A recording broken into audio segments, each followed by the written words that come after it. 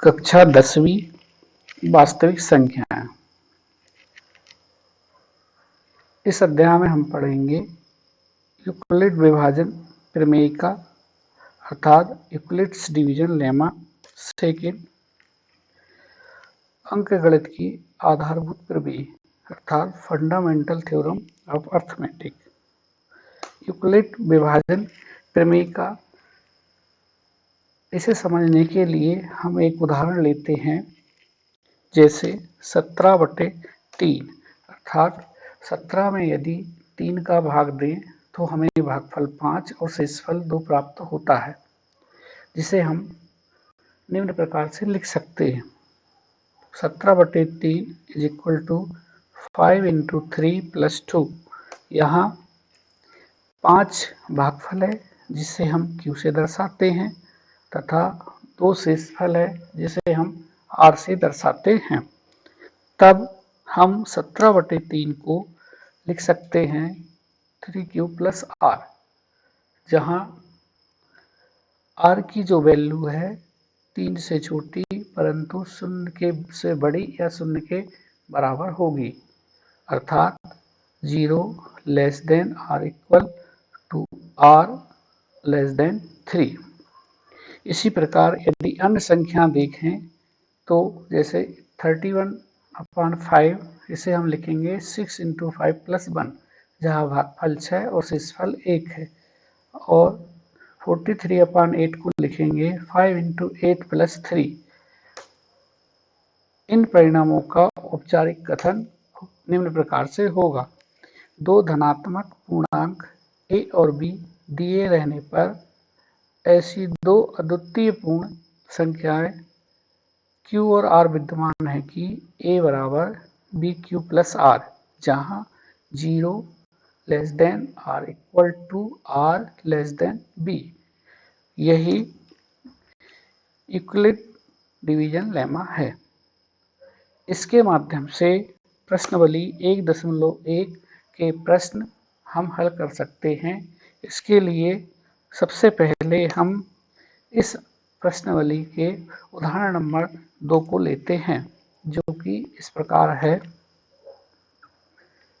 दर्शाइए कि प्रत्येक धनात्मक संपूर्णांक 2q के रूप का होता है एवं विषम धन पूर्णांक 2q + 1 के रूप का होता है, जहाँ q कोई पूर्णांक है। इसे हल करने के लिए सबसे पहले हम मान लेते हैं, माना a कोई पूर्णांक है तथा b = 2।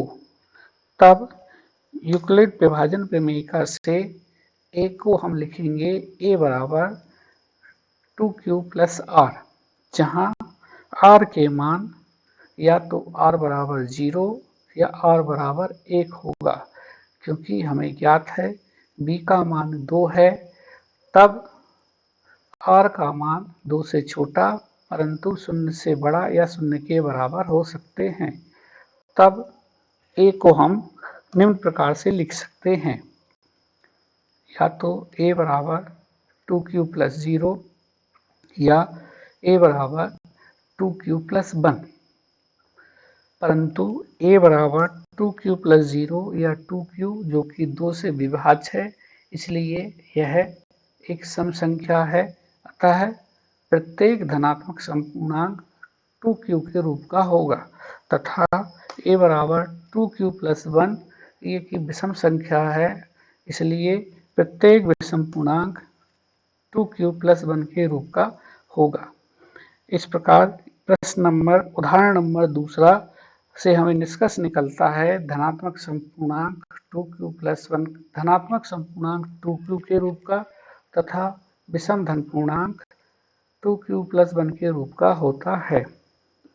इसी के आधार पर यूक्लिड विभाजन प्रमेय के आधार पर हम इसका अगला उदाहरण नंबर 3 समझेंगे। उदाहरण नंबर 3 में दिया है कि दर्शाइए कि एक धनात्मक विषम पूर्णांक 4q + 1 या 4q + 3 के रूप का होता है, जहाँ q कोई पूर्णांक है।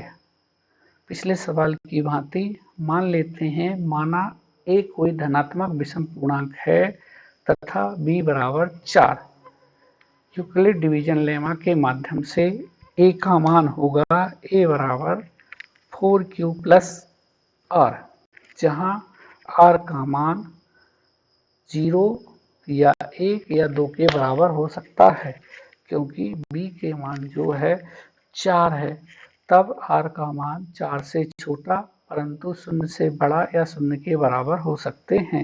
इस आधार पर a के जो संभावित मान हैं वो हो सकते हैं a बराबर 4q प्लस 0 या 4q प्लस 1 या 4q प्लस 2 या 4q प्लस 3।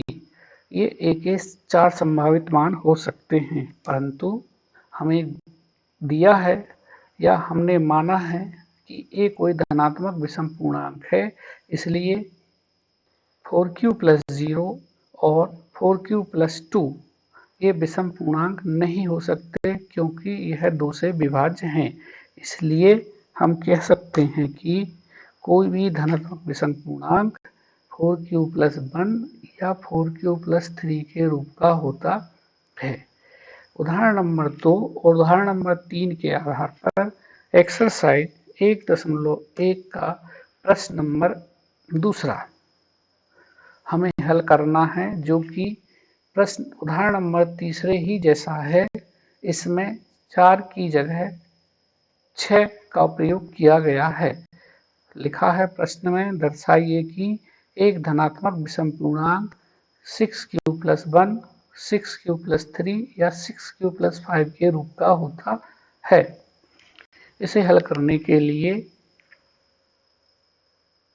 जो उदाहरण नंबर 2 में हमने उदाहरण नंबर 3 में जिस पैटर्न का उपयोग किया है उसी पैटर्न पर इसे हल करना है।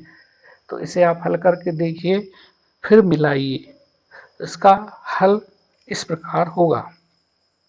यहाँ पर हम मान लेंगे माना a कोई विषम धन पूर्णांक है तथा b की वैल्यू 6 है।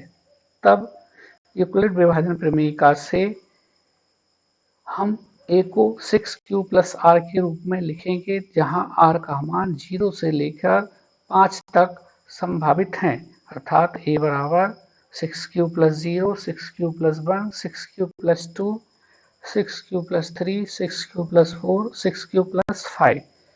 परंतु इसमें 6q प्लस 0, 6q प्लस 2 और 6q प्लस 4 ये a के मान नहीं है, क्योंकि a एक विषम पूर्णांक है, परंतु ये उक्त तीनों मान 2 से विभाज्य हैं। इसलिए हम कह सकते हैं कि विषम पूर्णांक 6q प्लस 1, 6q प्लस 3 या 6q प्लस 5 के रूप का होता है। इन 3 प्रश्नों को हल करने के पश्चात हम प्रश्नावली 1.1 का प्रश्न नंबर 4 और प्रश्न नंबर 5 हल करेंगे। प्रश्न नंबर 4 और प्रश्न नंबर 5 जो कि एक जैसे हैं, उनको हल करते हैं। प्रश्न नंबर 4 में लिखा है, यूक्लिड विभाजन प्रमेय का प्रयोग करके दर्शाइए कि किसी धनात्मक पूर्णांक का वर्ग किसी पूर्णांक m के लिए 3m या 3m प्लस 1 के रूप का होता है। प्रश्न नंबर उदाहरण नंबर 3 या क्वेश्चन नंबर 2 के आधार पर हम मान लेते हैं माना a कोई पूर्णांक है तथा b का मान 3 के बराबर है।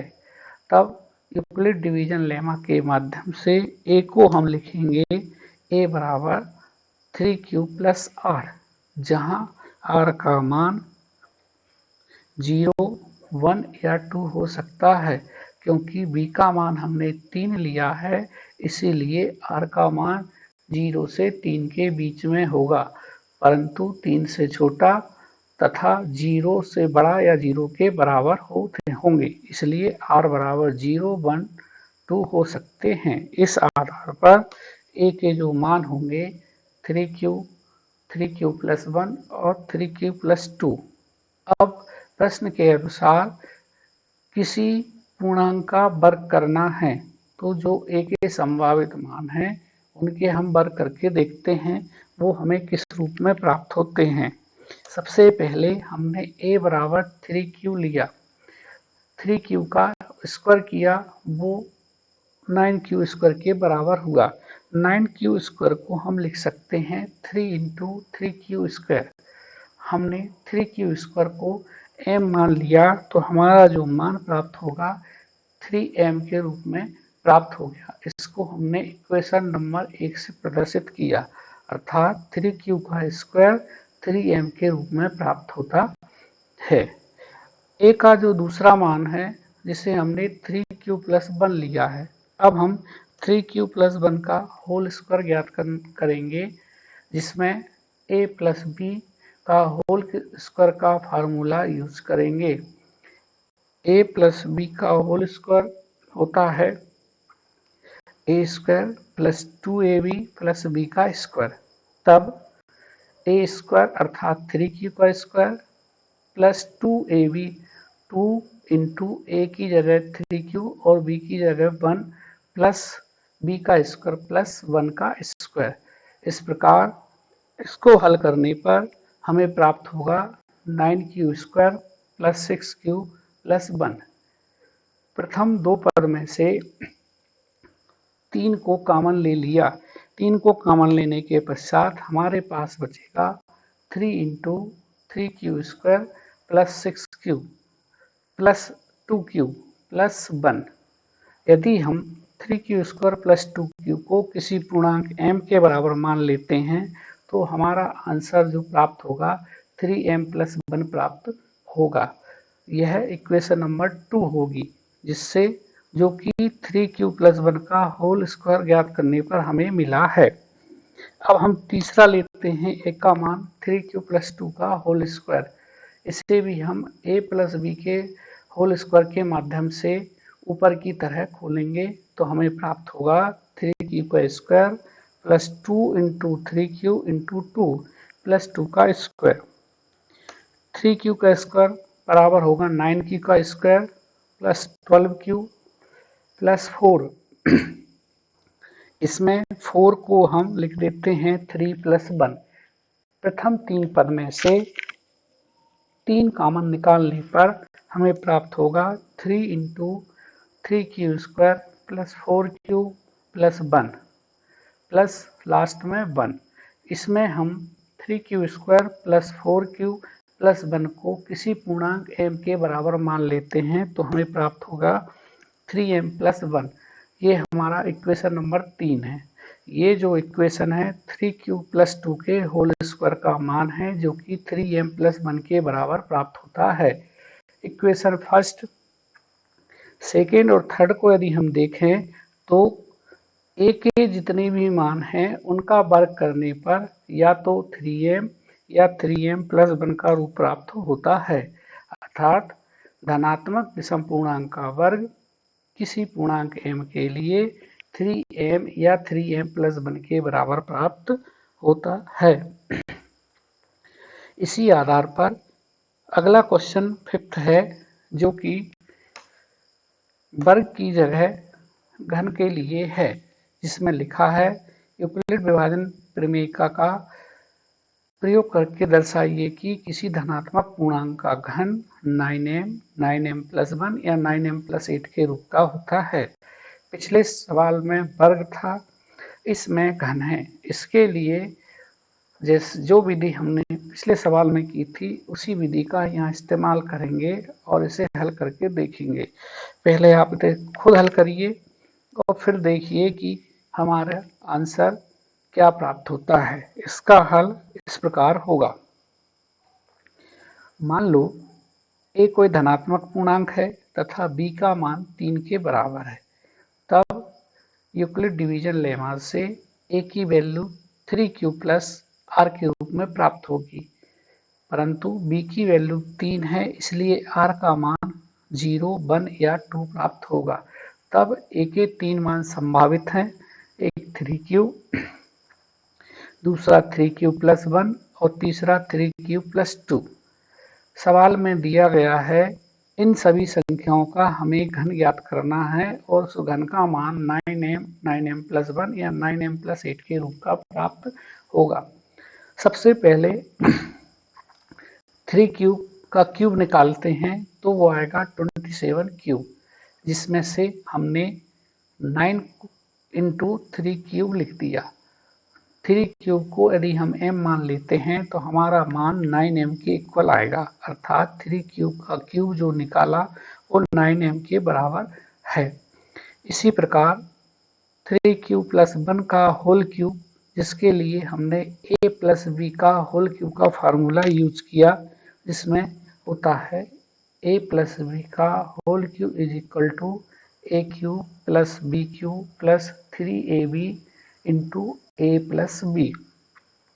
उस आधार पर हमारा जो मान आएगा 27 cube plus 27 cube plus 27 cube square plus 9 cube plus 1। इसमें से हमने यदि 9 कॉमन निकाल लिया तो हमारे पास बचेगा 3 cube square plus 3 cube plus 1।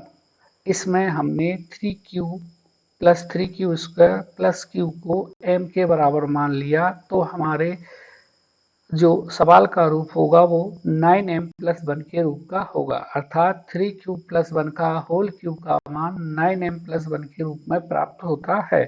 इसी प्रकार 3 क्यूब प्लस 2 का होल क्यूब भी निकालेंगे तो वो हमें 9m प्लस 8 के रूप का प्राप्त होगा, अर्थात किसी भी धनात्मक पूर्णांक का घन 9m, 9m प्लस 1 या 9m प्लस 8 के रूप का होता है। इन सवालों के पश्चात अब जो शेष सवाल बचे हैं वो HCF या महत्तम समवर्तक या हाईएस्ट कॉमन फैक्टर से संबंधित हैं। महत्तम समवर्तक या HCF जिसे हम कहेंगे वो मुख्यतः दो धनात्मक पूर्णांक A और B का वह सबसे बड़ा पूर्णांक, जिसे मान लो हम D माने, होता है जो पूर्णांक A और B को पूर्णतः विभाजित करता है। जैसे 21 और 28 को पूर्णतः विभाजित करने वाले सबसे बड़ा पूर्णांक 7 है, इसलिए 21 और 28 का महत्तम HCF जो होगा वो 7 के बराबर होगा। यूक्लिड विभाजन एल्गोरिथम दो धनात्मक पूर्णांक जो माना A और B हो उनका HCF परिकलित करने के लिए सबसे अच्छी तकनीक है। इसी के आधार पर हम प्रश्नावली में जो HCF के संबंधित सवाल है वो हल करने का प्रयास करेंगे। इसके लिए सबसे पहले हम उदाहरण नंबर 1 लेते हैं, जिसमें लिखा है 4052 और 12756 का HCF यूक्लिड विभाजन एल्गोरिथम का प्रयोग करके ज्ञात कीजिए। इसके लिए जैसे हम जानते हैं 12756 और 4052 में से 12756 बड़े हैं, इसलिए हम यूक्लिड विभाजन एल्गोरिथम के प्रयोग से 12756 में 4052 का यदि हम भाग दें तो हमें भागफल 3 और शेषफल 420 आता है। तब हम लिखेंगे 12756 बराबर 4052 इंटू 3 प्लस 4 20, परंतु शेषफल जो है वो 0 के बराबर नहीं है, इसलिए दूसरे पद में हम 4052 में 420 का भाग देंगे तो भागफल 9 प्राप्त होगा और शेषफल 272 होगा। यहाँ भी शेषफल 0 के बराबर नहीं है, तो अगले चरण में हम 420 में 272 का भाग देंगे तो भागफल 1 और शेषफल 148 प्राप्त होगा। यहाँ पर भी शेषफल 0 नहीं है, तो अगले टर्म में 272 में हम 148 का भाग देंगे जो कि भागफल 1 प्राप्त होगा तथा शेषफल 124 प्राप्त होगा जो 0 के बराबर नहीं है। फिर अगले उसमें 148 में 124 का भाग देंगे जिसमें शेषफल 24 प्राप्त होगा और भागफल 1 प्राप्त होगा। अब अगले चरण में 124 में 24 का भाग देंगे तो भागफल 5 और शेषफल 4 प्राप्त होगा, परंतु ये भी 0 के बराबर नहीं है। अब 24 में हम 4 का भाग देंगे तो भागफल 6 और शेषफल 0 प्राप्त होगा। सबसे बड़ी बात यहाँ शेषफल हमें 0 प्राप्त हो गया है, इसलिए यह जो प्रक्रिया हमने विभिन्न चरणों में संपन्न की यहीं समाप्त हो जाती है। यहाँ पर अंतिम जो भाजक है जिससे हमने भाग दिया था वो 4 है, तब हम कह सकते हैं 4052 और 12,756 का जो HCF है वो 4 होगा। इसी आधार पर प्रश्नावली 1.1 के प्रश्न नंबर 1 के सारे क्वेश्चन हम हल कर सकते हैं। क्वेश्चन नंबर 1 का जो पहला क्वेश्चन है उसे हम हल करके इसी के माध्यम से देखते हैं, जिसमें 135 और 225 का हमें HCF याद करना है। चूंकि 225 बड़ा है 135 से, तो हम यूक्लिड विभाजन प्रमेय के माध्यम से 225 में 135 से भाग देंगे तो भागफल हमें 1 और शेषफल हमें 90 प्राप्त होगा, जहां पर शेषफल अभी भी 0 के बराबर नहीं है। तो पुनः दूसरे चरण में हम 135 में 90 का भाग देंगे, तब भागफल 1 और शेषफल 45 प्राप्त होगा। चूंकि शेषफल 0 प्राप्त नहीं है, इसलिए हम तीसरे चरण में पुनः 90 में 45 का भाग देंगे तो भागफल 2 तथा शेषफल 0 प्राप्त होगा। यहाँ पर शेषफल 0 प्राप्त हो गया, इसलिए यह प्रक्रिया पूरी समाप्त हो जाती है और अंतिम भाजक जो था वो 45 था, इसलिए 135 और 225 का जो HCF है वो 45 के बराबर होगा। इसी आधार पर प्रश्नावली 1.1 के सारे प्रश्न हल कर सकते हैं। प्रश्न 3 प्रकार के प्रश्न थे, तीनों प्रकार के प्रश्न मैंने यहाँ समझाने की कोशिश की। पहले प्रकार के प्रश्न में संख्या को किस रूप में लिख सकते हैं, दूसरे प्रकार में घन और वर्ग को किस रूप में लिख सकते हैं, तीसरे प्रकार के प्रश्न में